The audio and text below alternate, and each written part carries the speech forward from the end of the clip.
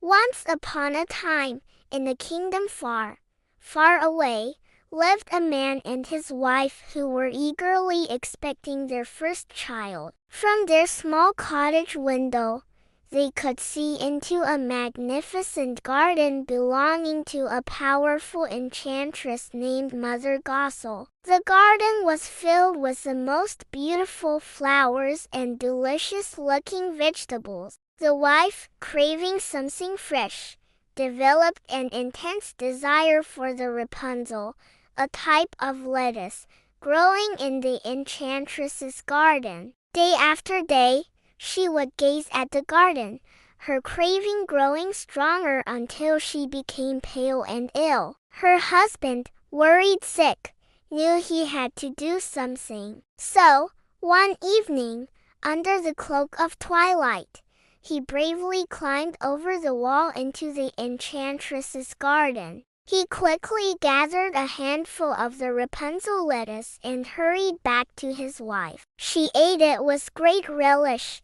and it was so delicious that her craving only doubled. The next night, the husband knew he had to return. But as he plucked the lettuce, a chilling voice echoed through the garden. Mother Gothel appeared before him, her eyes flashing with anger. "How dare you steal from my garden?" she shrieked. The husband, trembling, begged for mercy and explained his wife's desperate craving. Gothel's expression softened, but only slightly. "You may take all the Rapunzel you wish," she said, "but on one condition. You must give me the child your wife will soon bring into the world. I will care for it as my own." Terrified, the man agreed.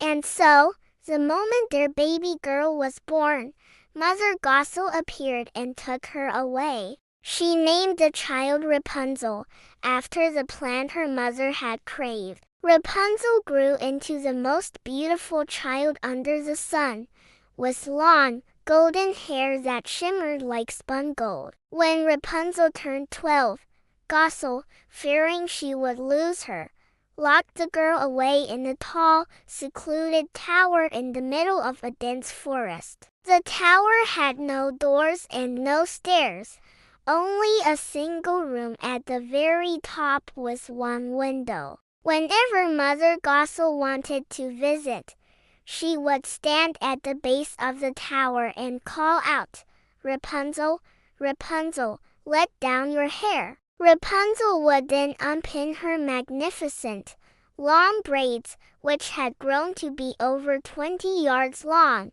and let them tumble down from the window. Gothel would grab hold of the thick, golden locks and climb up to the tower room. For years, this was Rapunzel's only connection to the outside world. She spent her days singing with a voice so enchanting that it could captivate anyone who heard it. One day, a prince was riding through the forest when he heard a melody so sweet it stopped him in his tracks. He was drawn to the sound and soon found the mysterious tower. He rode around it again and again but could find no way in. Still, the beautiful singing had captured his heart, and he returned to the forest every day, hoping to catch another glimpse of the singer. One afternoon, as he hid behind a tree, he saw Mother Gothel approach the tower and heard her call, "Rapunzel,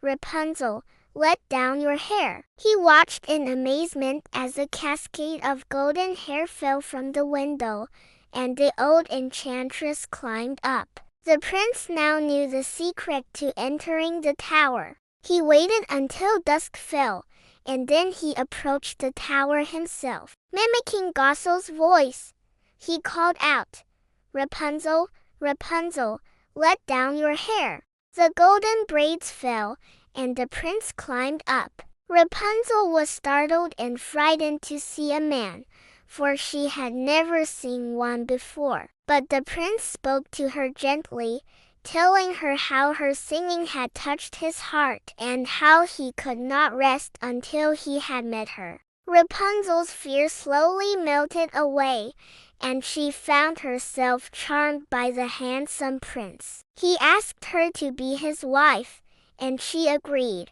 for she saw that he was kind and good. She said, "I will gladly go with you, but I do not know how to get down. Bring a skein of silk with you each time you come, and I will weave a ladder. When it is ready, I will descend, and you can take me away on your horse." They agreed that he would visit her only at night, so that Mother Gothel would not discover their secret. For a while, their plan went perfectly. The prince visited every evening, and Gothel, who only came during the day, suspected nothing. But one day, Rapunzel, in her innocence, said to Gothel without thinking, "Tell me, Mother Gothel, how is it that you are so much heavier to pull up than the young prince?" "He is with me in a moment." "You wicked child!" screamed the enchantress in a furious rage. "What is this I hear? I thought I had separated you from all the world, and yet you have deceived me." In her fury, she grabbed a pair of scissors and snap, snap, she cut off Rapunzel's beautiful golden braids. She then took the poor girl to a desolate wasteland and left her there to live in great grief and misery. That same evening, Gothel took the severed braids and fastened them to the window hook. When the prince arrived and called out, "Rapunzel, Rapunzel, let down your hair," she let the golden locks down. The prince climbed up, but instead of his dearest Rapunzel, he found the vengeful enchantress. "Aha!" she cackled with a wicked grin. "You came for your songbird, but the cat has got her, and she will sing no more. You will never see her again." The prince was overcome with despair. In his grief, he leaped from the tower. He survived the fall, but he landed in a patch of thorns that blinded him. For years, he wandered through the forest, blind and heartbroken, eating nothing but roots and berries, and doing nothing but lamenting the loss of his beloved Rapunzel. Finally, after years of wandering, he stumbled into the very same wasteland where Rapunzel had been left. He heard a familiar, sweet voice singing a sad song. He followed the sound, and as he drew closer, Rapunzel recognized him. She ran to him and threw her arms around his neck. As she wept, 2 of her tears fell upon his eyes. In that very moment, his sight was restored, and he could see her as clearly as before. Overjoyed, the prince led Rapunzel back to his kingdom, where they were welcomed with great celebration.